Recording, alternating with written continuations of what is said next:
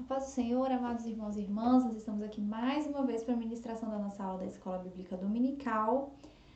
Hoje nós vamos ver a lição de número 11, segundo trimestre de 2020. O título da nossa lição é Atributos da Unidade da Fé, Humildade, Mansidão e Longanimidade. Para quem não se lembra, nós estamos no domingo atrasados, então hoje seria a lição de número 12, mas nós estamos vendo ainda a lição de número 11. E não tem nenhum problema, depois eu vou explicar por quê.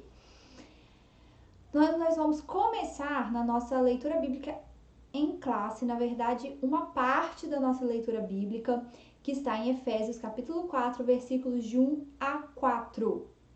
Quero que os irmãos acompanhem comigo. Se você tem a sua lição, abra. Se você não tem, pega a sua Bíblia, que nós vamos ler algumas referências e você vai poder acompanhar. Vai aparecer aí na tela também para os irmãos acompanhar.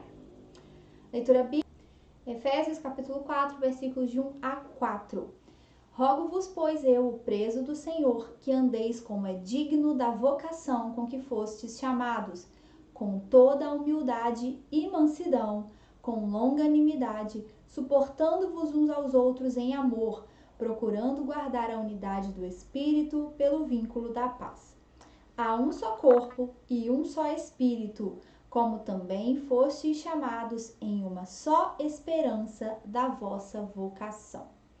Então, nessa lição, nós vamos ter esse texto como base, em que Paulo, após ter encerrado então a oração intercessória que ele fez por aqueles irmãos, que foi o tema da lição passada, ele começa então a falar sobre como eles deveriam andar. E ele diz que esses irmãos deveriam andar como é digno da vocação com que eles foram chamados. E aí isso está lá no versículo 1, primeiro versículo, que é o nosso texto áureo também. Rogo-vos, pois eu, preso do Senhor, que andeis como é digno da vocação com que fostes chamados. E eu quero te perguntar e te trazer a refletir comigo em algumas questões. Primeiramente, o que é proceder de forma digna? Porque Paulo diz que eles deveriam andar da forma como era digna em relação àquilo para que eles foram chamados. Então, hoje a gente vai refletir sobre o que é proceder de forma digna. Mais ainda, proceder de forma digna em relação a quê? Qual é a nossa referência de comportamento digno? Porque as pessoas podem ter referências diferentes. Aquilo que eu considero que é um comportamento digno pode ser que alguém considere que não é, ou que alguém considere que aquilo é banal. Qual é a nossa referência? O que é digno para nós que somos servos do Senhor?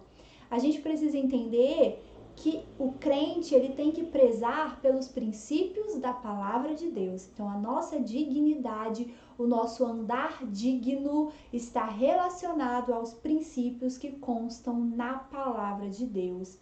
A nossa conduta diária deve estar de acordo com o papel que nós desempenhamos como membros do corpo de Cristo.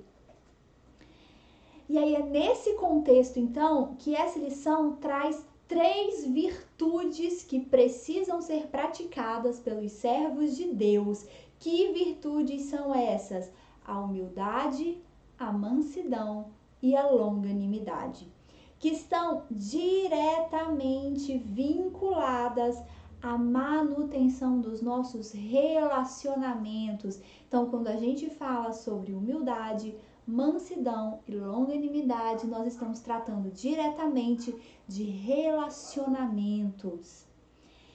E, segundo a nossa lição, a unidade da igreja depende da prática da humildade, da mansidão e da longanimidade. E aí o comentarista da lição, ele faz um comentário que eu gostaria de destacar aqui, num texto que é exclusivo da lição de professores, que ele diz o seguinte: essas 3 virtudes, que 3 virtudes? Humildade, mansidão e longanimidade.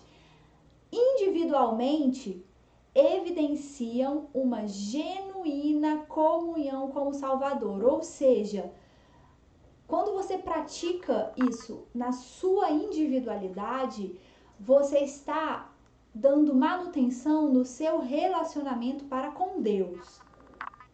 E na coletividade, reverberam uma convivência madura e uma legítima unidade da igreja enquanto corpo de Cristo. Ou seja, eu pratico humildade, mansidão e longanimidade no meu relacionamento para com Deus.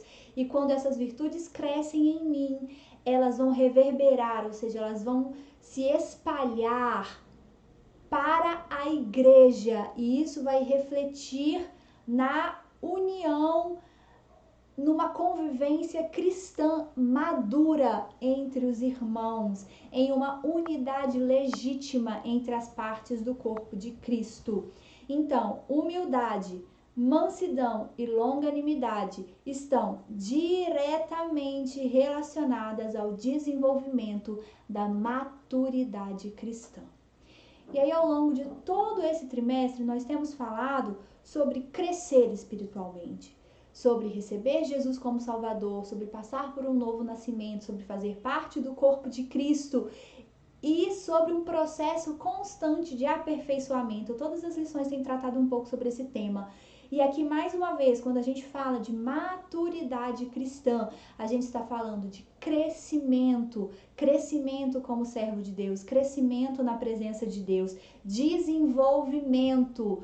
Eu recebo Jesus como Salvador, eu sou um crente jovem, eu sou um crente ainda criança, vamos colocar dessa forma, mas eu não posso ser um crente criança para sempre, eu preciso crescer e me desenvolver e adquirir virtudes que são características dos crentes que são amadurecidos. E aí eu quero fazer um parêntese aqui para explicar um pouquinho para os irmãos como que a gente vai tratar desse assunto. Então, como a gente viu, a lição ela fala sobre 3 virtudes: humildade, mansidão e longanimidade. Todos os assuntos são assuntos muito ricos, todas as lições são muito ricas, mas esse assunto especificamente é um assunto bastante denso e que traz muita informação. Então, o que eu resolvi fazer? Nós vamos fazer uma série de 3 vídeos. Esse é o vídeo parte 1, a gente vai lançar a parte 2 e a parte 3. No vídeo de hoje, a gente vai falar sobre humildade. E aí, eu vou lançar a parte 2 falando sobre mansidão e a parte 3 falando sobre longanimidade. Então, se você está assistindo esse vídeo, você vai ver que a gente vai tratar apenas de uma dessas virtudes. Então, fique atento na hora que sair o vídeo 2 e na hora que sair o vídeo 3. Eu pretendo lançar o vídeo 2 no meio da semana e o vídeo 3 no domingo que vem. Então, não sei se vou conseguir, espero que sim, mas os irmãos fiquem atentos, porque a gente sempre informa os dias que os vídeos são lançados. Eu espero conseguir até domingo que vem lançar as 3 partes. Mas aí você pode pensar assim, mas a nossa lição vai ficar muito atrasada, a gente já está um domingo atrasado, a gente vai ficar mais uma semana vendo a mesma lição e ainda tem outras lições para finalizar o trimestre. Aí eu quero te explicar um pouquinho do que vai acontecer. Na verdade, a gente ainda está fechando, né, a forma como a gente vai conduzir o próximo trimestre, mas a gente já sabe, por exemplo, que teve algumas recomendações da CPAD em relação ao trimestre que vem, e a gente já sabe que não vai ser editada a lição para o trimestre que vem. Como assim não vai ser editada? Não vai ter uma lição nova para o trimestre que vem. A CPAD vai reeditar uma lição antiga, e a gente ainda não sabe se a gente vai ter acesso a esse material, como que vai ser o acesso a esse material. Então, a gente ainda está fechando isso. O que eu posso adiantar para os irmãos aqui? Como os irmãos sabem, eu faço os vídeos da aula dos adultos e o evangelista Everton dá aulas ao vivo todos os domingos, às 10 da manhã, com a lição da classe 2 jovens. Então fica aqui até o chamado para você. Se você está assistindo a minha aula, assista também a aula do evangelista Everton, que é ao vivo, domingo, todo domingo, às 10 da manhã. Ele está ao vivo, linkado aqui, e a gente sempre divulga também nos grupos da igreja. Então, o evangelista Everton dá aula no domingo de manhã ao vivo. O que vai acontecer? Na hora que encerrar o trimestre, que encerra para eles, para os jovens domingo que vem, não é? Encerra domingo que vem, que é a lição de número 13, julho já começaria um novo trimestre. Então, o que vai acontecer? Esse conteúdo novo vai continuar sendo ministrado no domingo às 10 da manhã, ao vivo, com o evangelista Everton.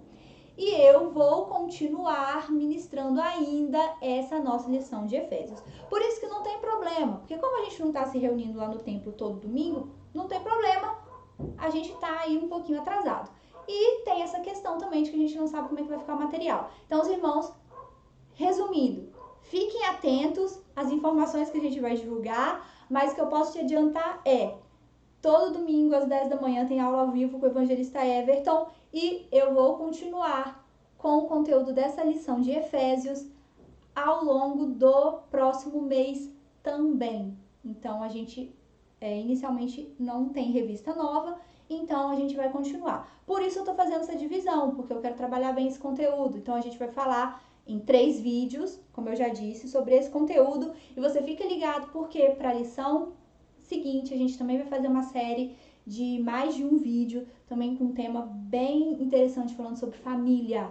Então, acompanhe essa série, acompanhe as próximas, e a gente vai, assim, dando continuidade a esse conteúdo. E se a gente tiver mais novidades, mais informações, a gente vai deixando os irmãos a par. Então, o título do vídeo de hoje vai ser Humildade, uma virtude indispensável para a comunhão. Então, essa introdução que eu fiz já serve, então, para nós falarmos sobre os 3 assuntos. Então, hoje a gente vai se aprofundar na humildade. Qualquer dúvida também que vocês tiverem, manda pra gente, manda nas redes sociais, pergunta nos comentários, pode mandar no WhatsApp que a gente responde. Então, nós vamos ficar no tópico de número 1, cujo título é: para ver unidade é preciso humildade. Então, vamos falar sobre humildade.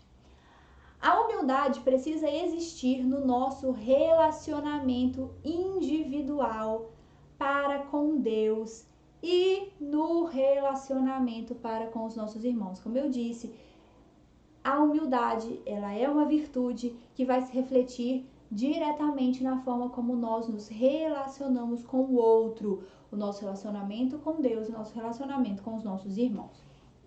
E eu quero apresentar alguns pontos sobre a humildade. Primeira coisa, isso é uma questão que a lição traz, que faz a gente pensar, é uma questão bastante relevante, que os povos pagãos, fazendo um contraponto entre a virtude cristã e a virtude para aqueles que não são cristãos, como eu disse, quando a gente fala de dignidade, a gente está falando de dignidade em relação aqui referencial. O nosso referencial é a palavra de Deus, mas o referencial das outras pessoas pode ser outra coisa. Então, a lição traz para nós a informação de que, para os povos pagãos, a humildade, ela não era considerada uma virtude, pelo contrário, a humildade era considerada uma atitude negativa que demonstrava falta de amor próprio e fraqueza de caráter. Então, olha como as coisas podem ser vistas de forma diferente. Algo que nós estamos tratando como uma virtude, outros povos tratavam como fraqueza de caráter, falta de amor próprio, era uma coisa considerada negativa. Ser humilde era algo considerado negativo para os povos pagãos. Mas por que nós consideramos a humildade uma virtude? Porque Cristo vai trazer para nós o conceito da humildade como sendo uma virtude que o cristão deve ter. E aí eu quero que você vá comigo em Filipenses capítulo 2, nós vamos ler dos versículos 5 a 8, que diz para nós o seguinte: de sorte que haja em vós o mesmo sentimento que houve também em Cristo Jesus, que sendo em forma de Deus, não teve por usurpação ser igual a Deus, mas aniquilou-se a si mesmo, tomando a forma de servo, fazendo-se semelhante aos homens, e achado na forma de homem, humilhou-se a si mesmo, sendo obediente até a morte e morte de cruz. Então, nesse texto, quando Paulo escreve aos Filipenses, ele está destacando o caráter de humildade de Jesus. O caráter de humildade que Jesus teve para cumprir a sua obra redentora. Ou seja, ele não só teve que se colocar em forma de homem, mas ele também teve que ser obediente, e obediente até a morte, e uma morte muito angustiante, uma morte muito dolorosa. E ele, sabendo que era Deus, não teve por usurpação, ou seja, não quis ser igual a Deus, mas preferiu o quê? Se aniquilar, ou seja, assumir aquele papel naquele momento de estar fazendo aquela obra redentora, uma obra onde ele estava se doando pela humanidade. E isso é para nós um grande exemplo de humildade. A vida de Cristo, a obra de Cristo é uma obra que simboliza a humildade, quando ele se submete àquele sofrimento, quando ele era Deus, quando ele não quis se exaltar, mas se submeteu àquilo que era o plano de Deus. Segunda referência, Mateus capítulo 11, versículo 29, fala para nós o seguinte, fala de Jesus: tomai sobre vós o meu jugo e aprendei de mim, que sou manso e humilde de coração, e encontrareis descanso para a vossa alma. Ou seja, Jesus está destacando características dele, mansidão e humildade, ou seja, sejam como eu sou, sejam humildes como eu sou. Peguem sobre vós o meu jugo, aprendam comigo, aprendam a viver da forma como eu vivo, e aí vocês vão encontrar descanso para a alma de vocês. Terceira referência, Evangelho de João, capítulo 13, versículos de 13 a 15. Jesus também dizendo: vós me chamais mestre e senhor, e dizeis bem, porque eu o sou. Ora, se eu, senhor e mestre, vos lavei os pés, vós deveis também lavar os pés uns aos outros, porque eu vos dei o exemplo, para que como eu vos fiz, façais vós também. Então Jesus estava ensinando uma lição de humildade aos seus discípulos. Eu sou o Senhor e o mestre de vocês, mas eu lavei os seus pés. O que eu estou ensinando a vocês? Façam isso uns com os outros. Eu estou dando a vocês o exemplo do que é ser humilde, na simbologia ali de lavar os pés uns dos outros. E aí eu quero destacar, então, recapitulando, para nós cristãos, ser humilde não é sinônimo de fraqueza. Para nós cristãos, a humildade é uma virtude aprendida com Cristo.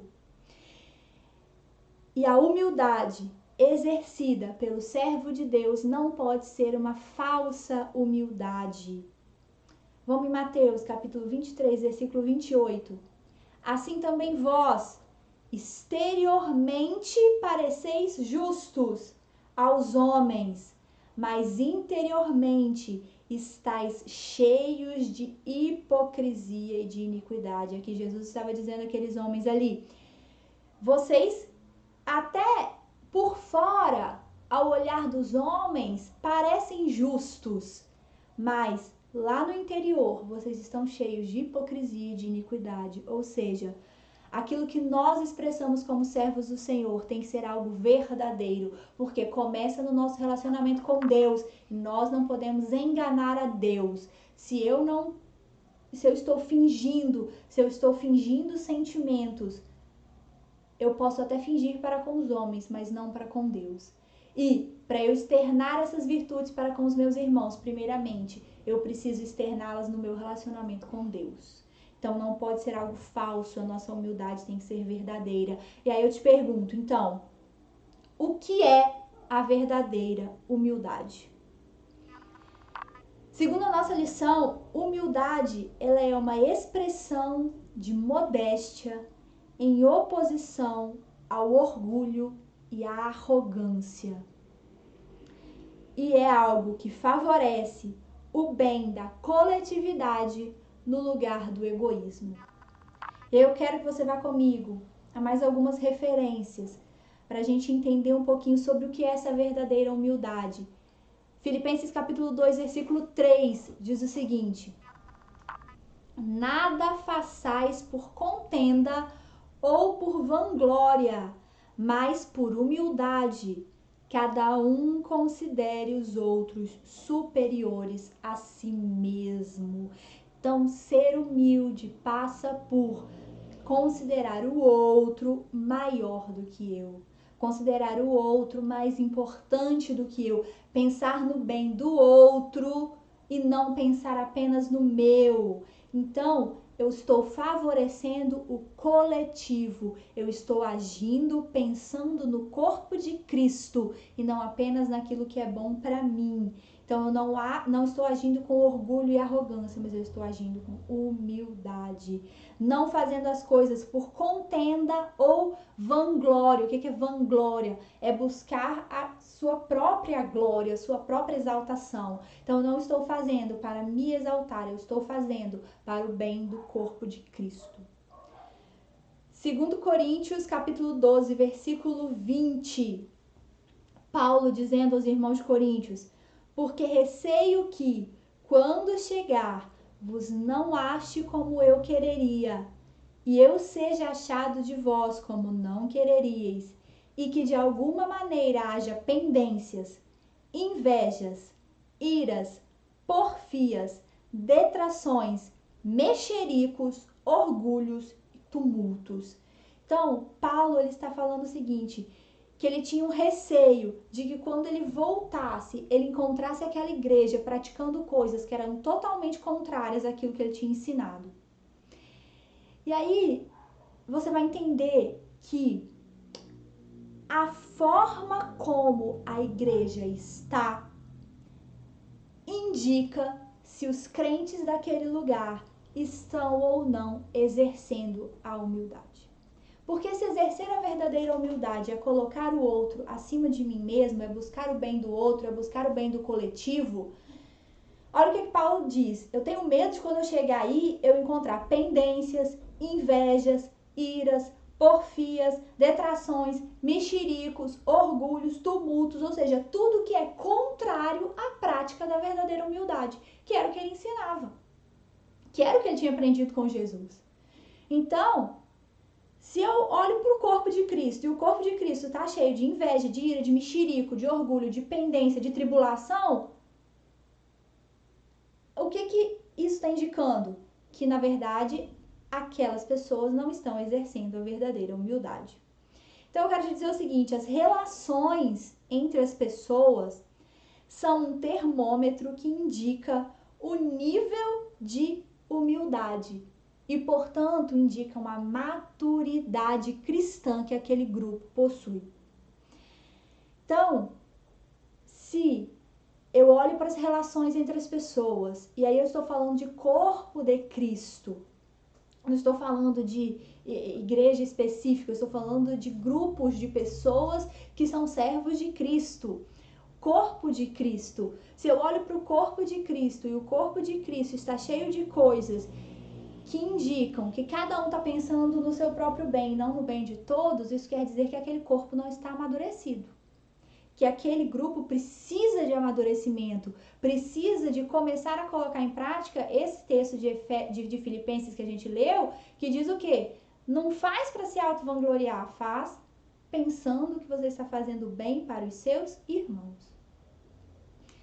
A humildade que Jesus traz não é uma humildade aparente, mas um sentimento interior de predileção pelo bem do outro. Ou seja, não é algo que, mas eu pareço ser muito humilde. É algo interno que é expressado através das nossas atitudes, quando nós buscamos o bem coletivo ao invés de pensarmos apenas naquilo que é bom para nós. Não é deixar de ser quem você é ou de fazer o que Deus te chamou para fazer. Jesus mesmo disse: me chamem de mestre porque eu sou. Está lá no versículo que a gente leu, João 13.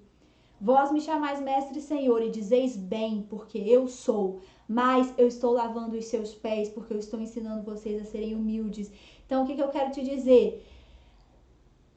Como mestre, Jesus podia lavar os pés dos discípulos, ele não estava deixando de ser mestre, mas ele podia lavar os pés dos discípulos, ou seja, ser humilde não é deixar de fazer aquilo que Deus te chamou para fazer, ou não é deixar de fazer com excelência aquilo que Deus te chamou para fazer.